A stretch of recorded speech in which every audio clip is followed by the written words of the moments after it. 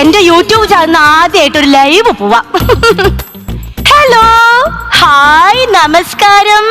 ഇണക്കുരുവികൾ എന്ന എന്റെ motivation YouTube ചാനലിലേക്ക് ഏവർക്കും സ്വാഗതം. ഒത്തിരി ലൈവ് മെസ്സേജുകളൊക്കെ വരുന്നുണ്ട്. നമുക്ക് ഓരോ മെസ്സേജ് ആയിട്ട് വായിക്കാം. മുത്തു കോർക്കാൻ നൂല് തരുമോ? തരാം.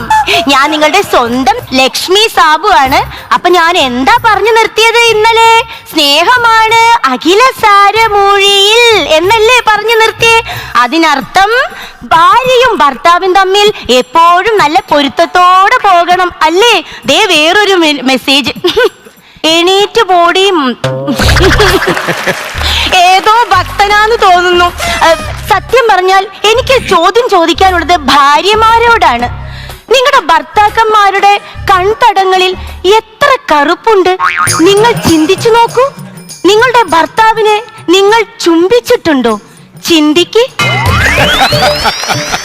ചിന്തിക്കാനുള്ള സമയം താടി കാലമാട. അത് ഞാൻ ചിന്തിക്കാൻ മറന്നുപോയി കേട്ടോ.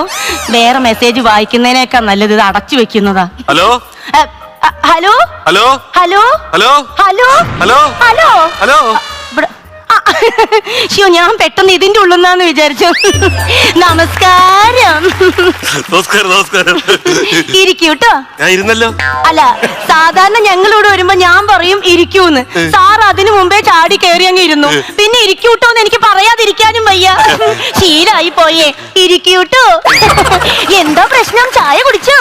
അതാണ് എന്റെ പ്രശ്നം. ചായ കുടിക്കുന്നതോ? അതല്ല, ചായ കുടിച്ചോന്ന് ചോദിക്കാൻ വേണ്ടി എനിക്കൊരു ഭാര്യയില്ല. അതാണ് എന്റെ പ്രശ്നം. ഞാൻ വേറൊരാളുടെ ഭാര്യയാണ്. അതല്ല, എന്റെ ഭാര്യ എന്നോട് ചായ കുടിക്കാൻ ചോദിക്കാറില്ല മേഡം. അവള് പിണങ്ങിപ്പോയി. ഈശ്വരാ, നിങ്ങളുടെ പേരെന്താ? എന്റെ പേര് അനി. അനി. ഭാര്യയുടെ പേര്? വിനി. പേരിൽ തന്നെ എന്തൊരു പൊരുത്തം. പക്ഷേ വില്ലൻ അവനാ. ആര്? ഈഗോ. ഈ കഴിഞ്ഞിട്ടുള്ള ഗോ. അത് വലിയ കാര്യത്തിലുള്ള കാര്യം.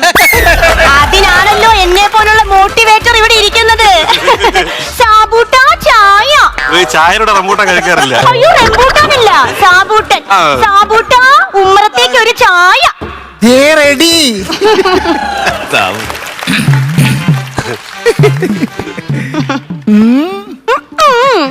കുടിക്കൂ. ഞാൻ കുടിച്ചല്ലോ. സാധാരണ ഞാൻ കുടിക്കൂ എന്ന് പറഞ്ഞിട്ടാണ് സാധാരണ വരുന്നവർ കുടിക്കുന്നത്. പക്ഷെ ഇതിപ്പോ ഞാൻ കുടിക്കൂ എന്ന് പറയുന്നതിന് മുമ്പ് തന്നെ ഇദ്ദേഹം ചാടി കയറി കുടിച്ചു. എന്നാലും എനിക്ക് കുടിക്കുമെന്ന് പറയാതിരിക്കാൻ പറ്റത്തില്ല. അതുകൊണ്ട് പറയാണ് കുടിക്കിട്ടോ. ഞാനാണ് ഇദ്ദേഹത്തിന് വേണ്ട മോട്ടിവേഷൻ കൊടുത്തിട്ടുള്ളത്. അതൊരു വേലക്കാരായ അത്രയൊക്കെ ചെയ്യണം. അയ്യോ, വേലക്കാരനല്ല, ഇറ്റ്സ് മൈ ഹസ്ബൻഡ്.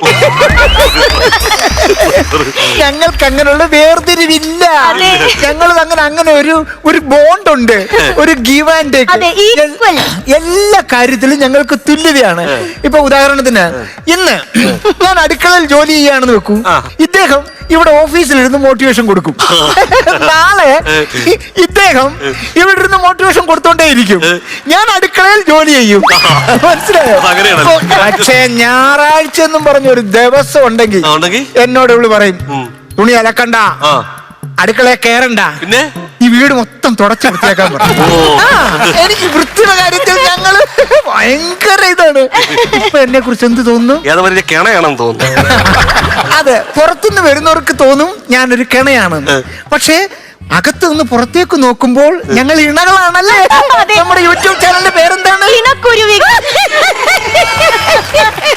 അയ്യോ, എന്താ നീ നോക്കുന്നേ? ഒരു മരം കൊത്തിക്കിളി അങ്ങോട്ട് പറന്നു പോയി. അയ്യോ, അതെ, ഇറ്റ്സ് മൈ ഹസ്ബൻഡ്. കേട്ടോ, സത്യത്തിൽ അനിയുടെ പ്രശ്നം എന്താ? സത്യത്തിൽ ഞാനും ഭാര്യയായിട്ട് ഒന്നിച്ച് പോകുന്നില്ല. അതെന്താ? നിങ്ങൾ സ്കൂട്ടറിലും അവര് കാറിലും ആണോ പോണേ? ഇങ്ങനെ ഉണ്ടാക്കിയ ചോദ്യങ്ങൾ ചോദിക്കല്ലേ കുട്ടാ. അതാണോ അവര് ഉദ്ദേശിച്ചത്?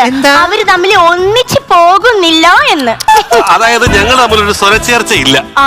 അതെന്താന്നറിയാമോ? ശൈലി മാറ്റണം. ഈ സ്റ്റൈൽ എന്നത് കുഴപ്പം? അത് സ്റ്റൈലല്ല, ശൈലി. ശൈലി. ജീവിത ശൈലി മാറ്റണം. അതെ, എന്ന് വെച്ചാൽ ഈ ജീവിത ശൈലി രോഗങ്ങളില്ലേ, അത് മാറ്റണം. സാബൂട്ടാ, വലിച്ച തമാശകൾ പറയല്ലേ കുട്ടാ. ആവർത്തിക്കുന്നില്ല.